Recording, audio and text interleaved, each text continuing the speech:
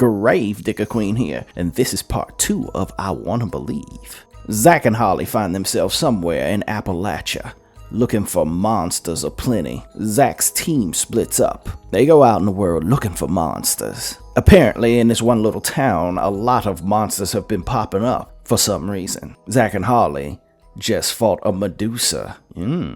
Go back and listen if you haven't heard it. It was very fascinating. Now the team is regrouping to figure out what is going on. Back to the story. Harlii lowered her phone and put it into her pocket. "Is everything okay?" she asked. "I'm gonna have to go with no. Max is all fucked up. Something's chasing him. I told him to get to the diner if he could." Harlii didn't waste time. She cocked the Glock that I had gotten her for Christmas. "Ebony seemed to be okay, but I'll call her back so we can regroup. If it's gonna be one, she's the one we want," said Harlii. When we made it back to the diner, Max was leaning on his Nissan Sentra smoking a cigarette with hands so shaky there was no need to tap the ash away. He looked at us with extreme relief, even hugged us both like he was thrilled to be alive. Before I could even ask him what was happening, he blurted, "The Headless Horseman chased me through the forest." I looked at the back of his car, and plastered on the license plates were remnants of smashed pumpkins. "Probably doesn't like New Yorkers," I said with a chuckle.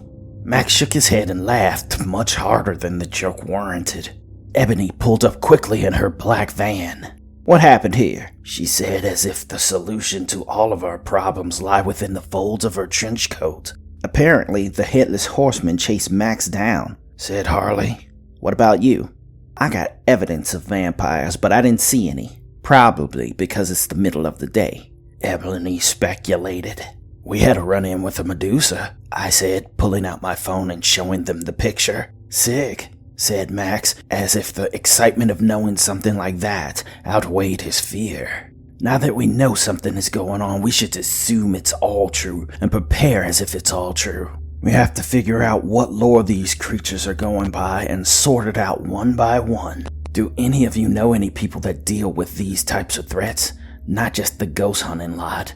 I asked. "I could make a few calls. There aren't many that do these things and live long lives," said Ebony. "Okay then. From now on, we stick together like glue. We're all staying at a reputable hotel and getting rooms right next to one another, and we're gonna molder this shit out," I said. As I looked over through the diner window, I noticed that same innocuous old man sipping his coffee, not staring at us per se, but just surveying the area. He tipped his hat to me when we met gazes, and I nodded. If that old man was there when we came back tomorrow, I was certainly going to have some questions for him, but until then, we were in research mode, strictly observe and report mode. When we reached the Holiday Inn, we all opted to stay in the same room for the sake of safety. Max read from his prayer book, blessed the room, and even said he put some protective spells against evil on the door. As open as I am to all the flavors of the supernatural, I always want to believe that God exists, because if monsters exist, actual good and evil exists, then why not God? In my younger days, even before I went to the Marines, I was very close to becoming a priest, but in the end, something in me told me that wasn't the way I needed to go. I still believe in God and I want to believe in his power, but I haven't seen it yet, so if Max had the inside track to JC, it wasn't as if I was going to deny him. We wrapped for the night about like 1 a.m. and had a strong idea of what we were planning to do next. We decided we were going to take it one at a time, starting with the ones we felt we could beat, then move down to things we were less certain of. We figured we'd start from something lame, like the creature from the Black Lagoon, and work our way up to the potential Draculas. Suddenly my eyes popped open, snapping to attention. I slowly sat up on the bed and took it in, knowing without understanding something was out of sorts. A brighter than usual white light pierced through a crack in the curtains, and it was so concentrated it shone like a laser beam. Harlii was peacefully sleeping next to me, and a part of me decided I didn't need to bother waking her up.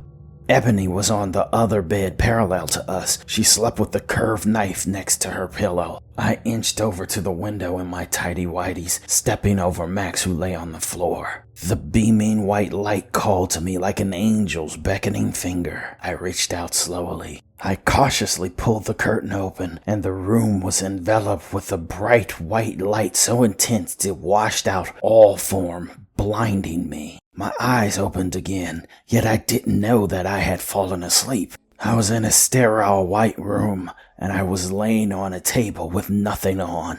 My eyes wandered because my arms were securely strapped to the table I laid on. My mind instantly jumped to conclusions, thinking maybe it was aliens. My ass didn't hurt at the moment, so if it was, they didn't put anything in it yet. I heard a noise like something pressurized. Upside down, I saw them clear as day, 3 grays. I teared up a bit, for as scared as I was at that moment, aliens had been an obsession of mine all my life.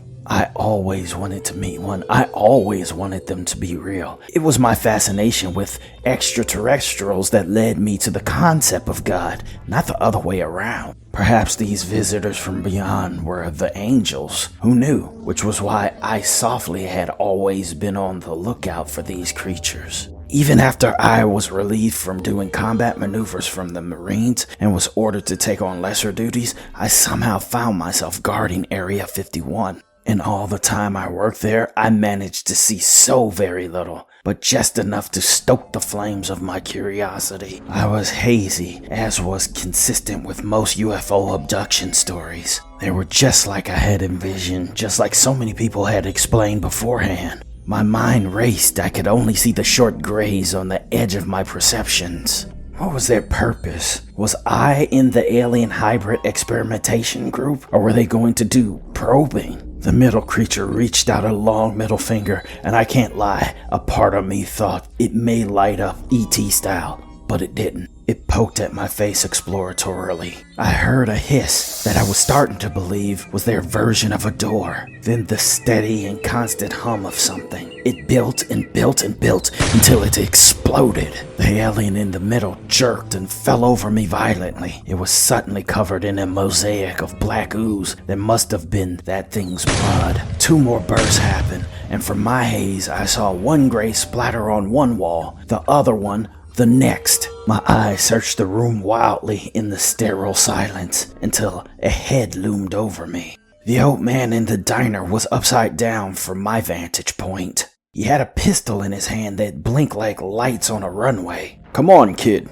You're with me," said the mysterious stranger in the black suit. He moved over to my restraints and one by one tapped something on them that resembled a tuning fork. I was freed. I sat up, my head was still reeling, and I could see them in a white, foggy haze as if I were in a dream. I quickly looked at the 3 grays that looked quite dead or inactive, if they were only biodrones, as many had speculated. I cannot tell you why I said this. Maybe it was the drug talking, but I remember saying, "I wish you hadn't done that. I always wanted to meet an alien." The man in black didn't laugh or smile, but spoke in a deadpan monotone, in a voice that seemed as if nothing in this world, or even out of it, could rattle him. "Well, you can stay if you want. That is an option. Besides, chances are you've already met one." "I should go. Harlii and Max and Ebony need me," I said in a ramble. "Stay behind me. I'm going to get us down." "From where?" The stranger didn't answer. He just approached a circular aperture on the wall that put you in the mindset of a metal sphincter. We moved into a hall of white. I didn't know where we were going, but the stranger seemed to. One more sphincter door opened, and there, seated, was a gray alien eating what appeared to be a turkey sandwich. Its little mouth took the cutest little bites. The man in the black suit raised his weapon again. It hummed, growing more intense and angry from second to second. The gray, while mostly expressionless, rose his hands in defeat. The man in black cocked his head to the door as if giving him an out, as opposed to getting himself splattered onto the wall. The little short gray side shuffled, then side shuffled again until he disappeared through the sphincter door. The man ignored the hoagie that was laid out on top of Subway sandwiches, wrapping paper. He began tapping things on the table. The rest of the room was white, so I wasn't even sure what he was doing to make the table light up. Suddenly, a blue light emerged from an aperture on the ceiling that was received by an aperture on the floor. The man in the hat turned to me and said, "That's our exit." He was stern, but had a clear and clean, commanding voice. We stepped into the light together. At this point, I was certain I must have been dreaming because it was even harder to explain what I saw in that light than anything that happened prior. I saw the cosmos, space, planets, then in the blink of an eye, I was slowly and softly being lowered to Earth on this blue beam, nuts still swinging in the wind, mind you. The light lowered me and the old guy down to a clearing. "I think you have it from here. You should be more careful of inexplicable white lights, Mr. Valentino." "Wait a second, you know me? Who are you?" "Of course. You're one of the hosts of the Gravediggers show. We all love you." "We? Who is we?" "I think you can make it from here. The diner is that way," said the man in black. He pointed towards a copse of trees. When my eyes followed, then I looked back. He was gone. Of course he was gone. I wandered back to the diner, and one of the cooks took mercy on me, and he happened to have sweatpants and a t-shirt in his car because he was going to work out later. I found out that it was 9 p.m. the next night.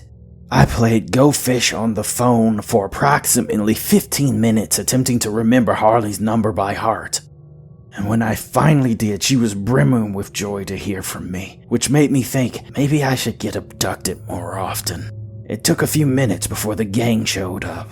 As they would tell me, I just disappeared last night, and they decided that maybe someone they investigated prior got wind of us and snatched me when I stepped out of the room.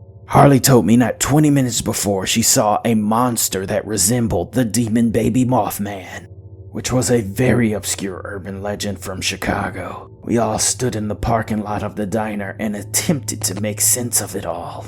Ebony said that some of our hardcore hunter friends were a few days out, and if it was a vampire nest somewhere out there, they'd help us hit it in the day. They had interviewed some of the eyewitnesses from the stacks of manila folders I brought. And though we couldn't find what tied all these monsters together, there was one constant in all their accounts. They all knew what they thought the monster was. I don't know how many cases I had been on, but in at least 50% of them, the witness didn't have a clue as to what they were dealing with.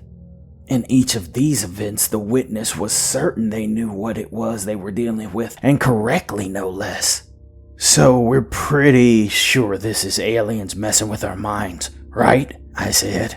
"It could be, but in all the cases we've worked, you've always wanted it to be aliens," said Harlii. "I think you were on to something, though." "Aliens, then?" I said. "No, but maybe. All we know is that whatever it is we see is something we were excited to see. You always had a hard-on to see Greys, and I always wanted to solve the demon baby of Hull House.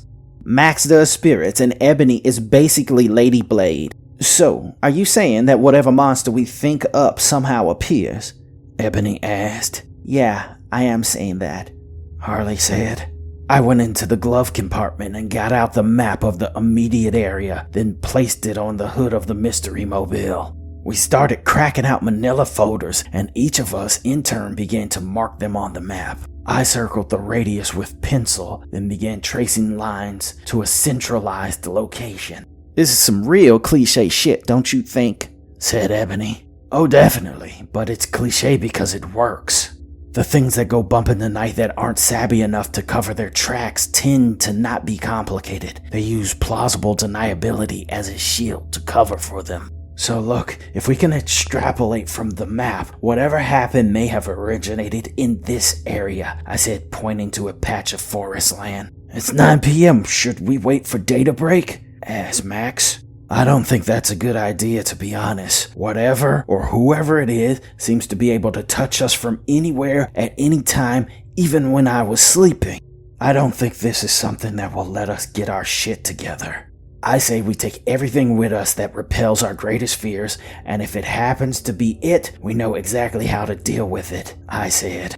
And if it's not something we know, said Ebony, we don't know what we don't know, I said. Max and Ebony were troopers, and they didn't even flinch when we said we were going to prepare for whatever monster it was we encountered roaming a random patch of grass in a 3-mile radius in the middle of the night.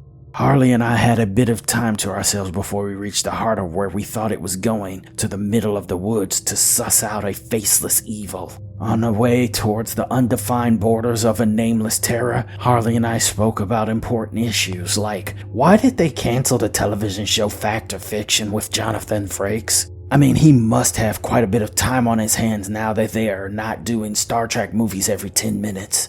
In the end, there was a slight tension on the ride there. And me and Harlii decided long ago that it wasn't a good idea to go into any of our cases with heavy doubts or lingering regrets. Because if, God forbid, we got knocked off, we'd be in prime position to come back as Ghost. What is it, Zach? Something's been on your mind the moment we got here, Harlii said, opening up first. I took a deep breath and almost decided against saying. But in the end, doing the things we do, especially in this case, it wasn't a good idea to leave anything on the table. Maybe, I mumbled, because a part of me didn't want to even put the thought in our heads. Maybe what? She insisted. By now, I believe she knew what I was going to say, because it had been something weighing heavily on my mind as of late. Maybe it's time to just stay our asses behind the camera. Time for us to get old and fat. Harlii laughed full out, then looked at me once, then twice, then again. She must have literally thought I was joking. Oh, you're being real, she said, shifting gears. Our show is blowing up, we have other investigators. Hell, we even make the bullshit look good. Maybe it's time to call it. What exactly would you do, Zach? Do you think you could sit still and just edit videos and study books? Do you think you can just go back to being some regular guy after all we've seen? I had to stop and think about that, and the fact that I thought about it that hard was a real indication that I hadn't gotten there yet. Is this about the kid, Zach? Just say it. Yeah, maybe. I said, just realizing it myself. Pull over, Harlii demanded. I did. I expected to get chewed out, mocked, and maybe chewed out again, but that's not what happened.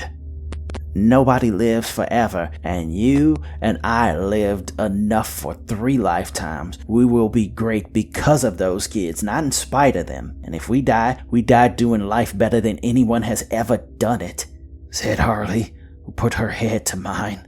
I smiled because she was right. Nothing has changed but my perspective. And sometimes when you're on tilt, you need someone to level you out. I started the car and let the doubts wash over me. When we got to the 5-mile stretch of land and the radius we intended to check, you wouldn't have seen a crew of people more oddly geared up. We had crosses, rock salt, holy water Bibles, stakes, and book bags full of crazy miscellaneous shit to fight any monster we could possibly think of. Ebony dipped into the arsenal in her van. She pulled out miscellaneous police tactical gear, assault rifles, flashbangs, grenades, and a handful of crap we couldn't rightfully place.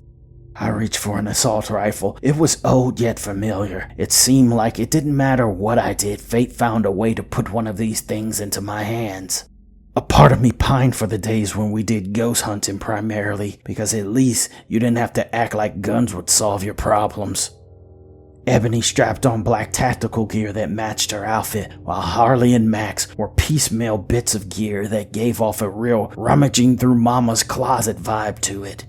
Ebony cocked a shotgun expertly while Max picked up a 6-hour and had trouble chambering it. I took the gun from him, racked it, showed him how to put in a clip and take it out, doing everything short of telling him not to point it at us. Harlii had her own hardware, so there was no need to intervene. We don't know what it is we're looking for, so we have to assume it could be anything. If it even looks like we might even sorta get jammed up out here, we bounce, cool? I said. Or you could just stand behind me while I handle business, said Ebony. Or we all stand behind Ebony while she handles business, I said playfully. If you think about it, most of these creatures that are mentioned on this list couldn't possibly work together. It'd be like Jaws, the Wolfman, and Michael Myers all teaming up. I'm not saying it's impossible to find them all at once. I'm just saying it feels unlikely, said Max. Well, my money is still on aliens, but who the fuck knows, right? I said. Cameras on, Harlii said to the group. I turned on my GoPro, Ebony her body cam, while the others all switched theirs on. I lugged a few backpacks with me just in case of emergency. But at the end of the day, we are investigators, not hunters. We've always meant to find the wild things in the world and document them, not destroy them. Our ragtag band entered the forest looking for signs of the supernatural, having no clue what we were supposed to find. Our various lights whipped wildly from shadow to shadow as we waited for the other shoe to drop. After we were deep in the woods, Ebony rose her shotgun with the tactical light on it. There, she said, taking a liberal shot at something none of us saw. After the smoke cleared and the forest went silent again, we all went back to back. What did you see? Harlii asked. Don't know. I think that the trees moved, said Ebony.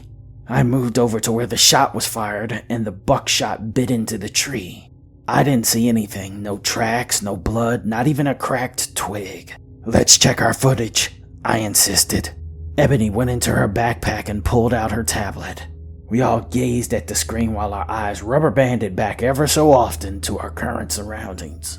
There, Ebony said while blowing up the screen. She froze on what she thought she saw, and it did appear to be something that was clearly a tree, but easily looked like it were a tall man without a face. I looked over to the tree in question, and the moment I moved my eyes from the tablet, I would have swore I saw the still image tilt its head to look at me. Why did you insist we all come in the woods in the dead of night, Zach? Ebony questioned. All three of them looked at me with accusing eyes. I wondered that myself, said Harlii. If there was even the slightest chance vampires might be involved, why the fuck would you do that?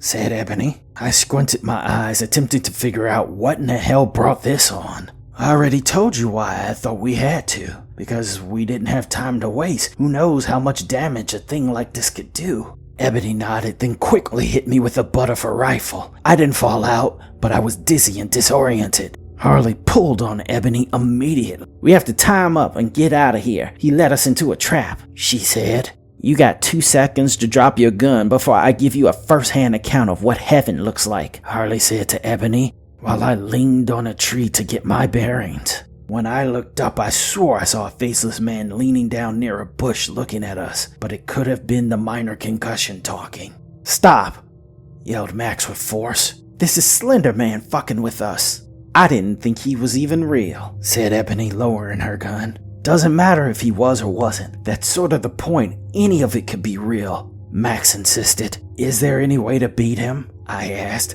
finally getting my head about me. No, not really, but in the spirit of making shit up, Max said as he pulled out his flask of what I knew to be holy water. He began to recite the Lord's Prayer. He spouted a verse from Psalms 91. There shall no evil befall thee, neither shall any plague come nigh thy dwelling. For he shall give his angel charge over thee, to keep thee in all the ways. Mid-prayer I joined in. If we were just freestyling magical protections against new monsters, I may as well back his play. We had no way to know if what we were doing worked or didn't. There was no grand overture, explosion, or villain swearing his bloody revenge. All that remained was a sudden stillness, and that was enough for me. We banded together rather tightly and stayed weary of anything that would have us doubt our senses or each other. After a long while of roaming in the middle of nowhere, something slimy squished underfoot. I brought the light down on the gunk and noticed an ooze trail.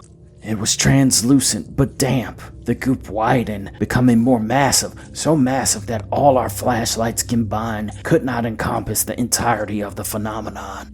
This stretch of forest was primordial, new, somehow, as if it had just been born and dripping the afterbirth of creation. What the fuck is this? Harlii said. No one answered because we were all having the exact same feelings of honest confusion. There was very little grass on the ground, only slimy mud. The trees were coated in the gel, dripping. Just when we thought it couldn't get any weirder, it most certainly did. Growing from the earth were slime-covered eggs with the veneer of flesh.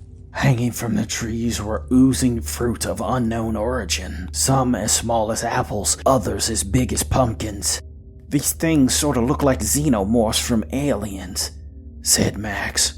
No sooner than he said it, one of the eggs folded open like a flower petal in the exact same way as the movie. "Oh, hell nah," Harlii said. She didn't reach her hand in or take a cautious look inside. She just started firing. Ebony joined in. I joined in. The alien spider-like body of what appeared to be a facehugger was decimated by our impromptu firing squad. Its acid blood splattered onto a nearby moist tree. Fucked up, but this really doesn't make any sense. Gray aliens and xenomorphs have no business together, I said. For one, xenomorphs are just a collection of drawings by H.R. Giger, and it has nothing to do with actual real-life lore of any kind. We need to clear this out now and wonder why later. Better hurry up before one of the big ones show up, said Ebony. As if summoned by our worst fears, an egg in a nearby tree erupted and a fully grown xenomorph slopped down onto the mud. We all started firing on the humanoid roach-like creature, knowing all too well the carnage that came from their blood. Acid sprayed and sizzled the primordial ground. The thing twitched and melted in its own juices, curling up like a dead insect. That's not how those things are born. It's queen, egg, facehugger, chestburster, then xenomorph. Whatever these things are aren't following the rules of the movie, said Max. While I completely agreed and wondered that exact thing myself, that didn't, however, stop me from shooting as many of these eggs as I could. We all kept going, and inside was a grab bag of random shit. Most of it was hard to make out. It was unfinished slop, but some of the bigger eggs had unformed mounds of matter in them. Spilling out of one egg was a thing that had the proportions of a tall creature, as if it were a miniature 12-inch replica. It was faceless and slimy, as if unfinished, with red menacing eyes and the wings of a moth. I didn't get too close, but I pulled out a bigger camera from my bag. This doesn't belong here either. Looks like the Mothman, I said, even though the thing was barely a foot tall. This place is a garden, I said, but as I did, someone finished my sentence. Of nightmares, came a voice that was deep and otherworldly, but at the same time fancy, aristocratic in some way. A theatrical fog poured in. The billowing white draped it like a curtain, revealing whatever it was you understood and concealing what you couldn't quite yet. A black spider leg pierced through the darkness. It was as big as my entire body. The top half of the thing was a man, a rather dapper man in fact, in a suit. Ebony didn't wait for the monologue. She cocked her shotgun and fired.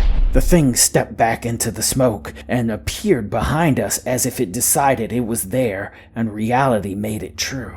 Oh, come now. Bullets. You thought bullets would work? Harlii fell down when she saw the thing walking on those arachnid legs. Spiders and sharks were, as one-hit wonder Chief Keef might say, the shit she don't like. "Who are you?" I yelled. Oh, come now. I think you know by now, don't you? It said. If we are in the Garden of Nightmares, you're the gardener. You are Nightmare, said Max with a hint of excitement. I don't give a fuck what you are, said Ebony, who proceeded to keep firing. The beast roared and made sounds that I had yet to ever hear on this earth. The thing rose on its 4 back legs and sprung at least a good 40 feet from a dead stop. Before I could even target the thing, one of its insexual black limbs pierced through Ebony's shoulder and pinned her to a slimy tree. She dropped the shotgun, not able to hold it and fire it with one arm. The visage of the man was still there, but barely. His face contorted and stretched, revealing fangs the size of knives.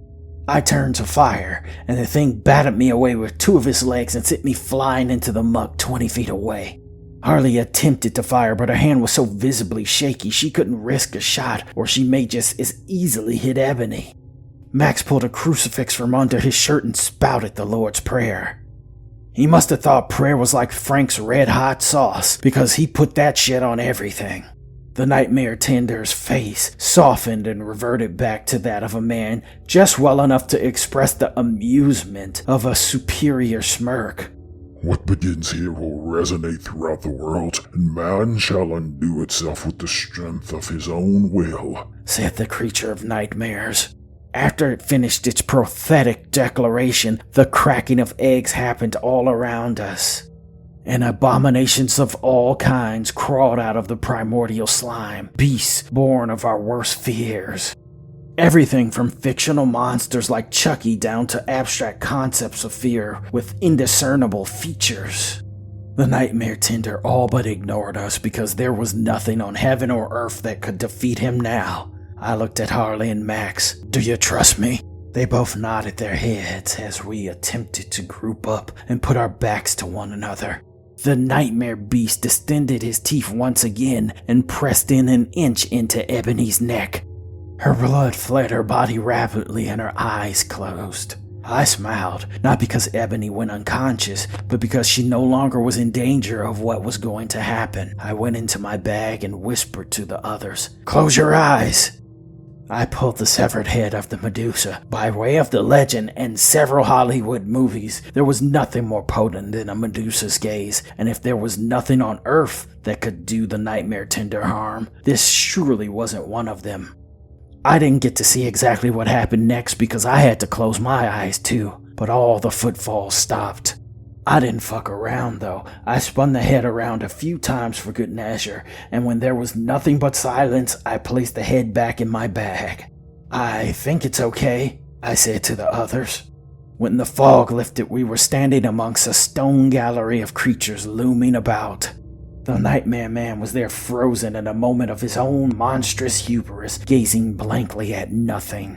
At that point, there was nothing left to do but Harlii, Max, and me kicked that fucker over and beat the shit out of him with rocks until the Nightmare Tender was nothing but a pile of gravel. After we made dust of the thing, all the other creatures slowly ebbed away into a wispy fog as if they were never there to begin with. Ebony was shaken up from the sudden loss of blood, but she regained consciousness after a few minutes. We later found that anything that the monster had done, short of vicious murders, was walked back. Since we knew for a fact it wasn't the water making people crazy, we gave that diner a second chance, and we actually ate there. We recounted everything we could remember while it was still fresh in our minds, and went over all the relevant video footage we had acquired. Oddly enough, I saw something while I was waiting for my egg white omelet that I knew would be walked back, and a figment of my imagination, the man in black. He sat in the corner with the same innocuous look that saw everything but gave away nothing about himself. I walked over to the man cautiously because if he was in fact real, who knew what he wanted? Before I could speak, he beat me to it. "Excellent work, son," he said. I squinted. I had no idea why he knew what happened, but he had to be talking about what happened. "Thank you," I said with uncertainty of just how much he knew. "You would have made a fine agent." "Of what?" The man looked at me deadpan, and somehow I knew it conveyed approval. "We've been watching your arc for quite a while, and if you ever feel the need..." The man in black placed his card on the table, along with a $10 bill for the coffee, then made his way to the exit. I picked up the card, and there was nothing on it but a phone number. "Who are you?" I asked as the man pulled the door open. "Oh, you can call me Agent Hugh Manning," he said as he all but disappeared into the night. I have had very few moments in life where I physically scratch my head, but I counted this amongst one of the times I did. I returned to my crew and we went over the footage. We had so much indisputable and irrefutable proof of the supernatural that we absolutely knew the world would be different when we showed it. Ultimately, that episode was the worst rated of the season, held for our awesome special effects budget, but straight up mocked for not keeping our stories grounded in reality.